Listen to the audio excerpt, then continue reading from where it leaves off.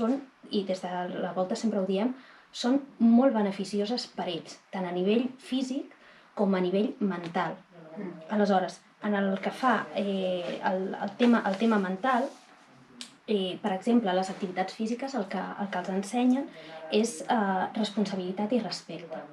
El fet de pertànyer a un grup, a un equip, a un club esportiu, els predisposa a complir una sèrie d'obligacions, ja des de ben petits. Tenen la responsabilitat, tenen el compromís d'assistir regularment, quan s'ha pactat, a aquelles activitats i fer el que l'entrenador, l'entrenadora, el coach, el que sigui, els hi diu. Ens trobem molts nanos que, per exemple, avui dia el tema de la frustració el porten molt malament.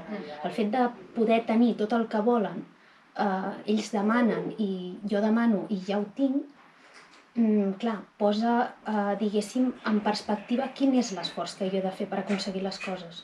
Per què jo m'he d'esforçar en fer alguna cosa si, total, jo obro la boca i tinc el que vull? Vull un mòbil, vull una tablet, vull un ordinador, vull roba de marca, vull.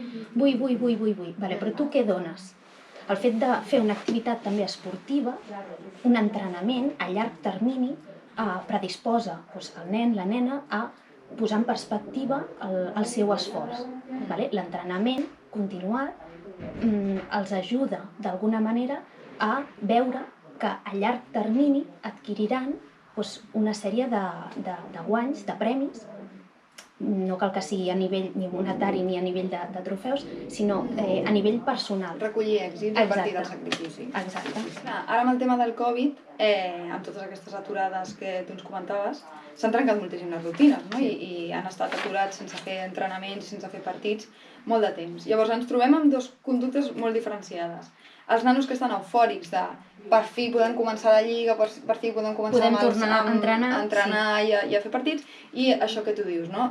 Nanos que estan perdent aquest hàbit i ja com agafant aquesta mandra de amb quin pal anar a entrenar després. Ara he de tornar a entrenar. I clar, realment és un perill, no? Per lo que dèiem, cada vegada els nanos es troben en entorns més sedentaris i més digitalitzats.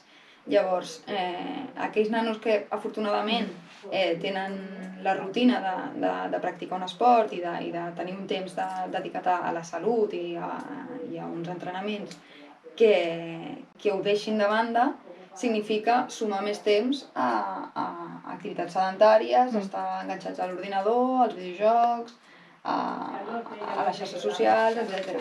Tot diguéssim, la xarxa, el teixit que treballem amb nanos, hem de posar, diguéssim, el punt o subratllar sobretot el fet això de que al cap i a la fi són nens.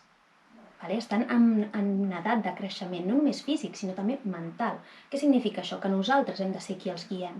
És molt difícil que un nen... No obligar-los tampoc, no? No, obligar-los mai, però, a veure, són nens i nenes. Els nens i nenes, i els nois i les noies, no saben què és el millor per ells. Aleshores, nosaltres com a adults, ja et dic, tot aquest teixit... Sí, tota la xarxa que intervé en el seu desenvolupament. Exacte. O sigui, tot aquest teixit hem de ser els que empenyem en aquests nanos aquestes pràctiques esportives. Sempre escoltant-los, sempre tenint en compte els seus horaris, la seva edat. És molt important, primer de tot, la seva edat. Després, la seva condició física. Sí. Seguidament, quins són els seus interessos? Què és el que a tu t'agrada fer? No perquè el pare o la mare o el mestre digui, o la mestra o la pedagoga o la psicòloga o qui sigui, digui tu has de fer natació, has de fer natació. No sé que sigui per prescripció mèdica, d'acord? Però s'ha d'escoltar el nen o a la nena. Què és el que t'agrada? Què t'agradaria fer? Un esport més de contacte? Un esport més individual? Un esport més a l'aire lliure? Un esport més... Què és el que t'agrada? Però fomentar. I si no, provar diferents esports en diferents etapes de la vida, però que aquesta activitat física no s'aturi. És el que dèiem al principi, no? La tolerància a la frustració. Ho comentava la Marina, no? Ens trobem amb nanos que moltes vegades se'ls diu sí a tot, no? Molta manca de límits, i clar, es troben en entorns esportius on hi ha una normativa, on hi ha que respectar els companys, on hi ha que seguir les regles del joc, on s'ha de fer cas a l'entrenador, i clar, és un entorn que com deies, avui en dia s'ha perdut una mica a les aules. Els entorns normatius avui dia estan mal vistos. Nosaltres des de la Volta assessorem també a pares, a mestres, altres professionals. Clar, què ens trobem? Que a vegades són excessivament permissius. Els hi toleren absolutament tot, no posen límits. Recordem, són persones en formació. Clar. Són nens i nenes Necessiten referents i límits. exacte, no saben el que és bo per ells. Aleshores, som nosaltres, els adults, qui hem de tenir sentit comú i posar una sèrie de normes, una sèrie de límits, una sèrie de línies vermelles que no es poden creuar. I si creuen aquestes línies vermelles, hi han d'haver-hi conseqüències.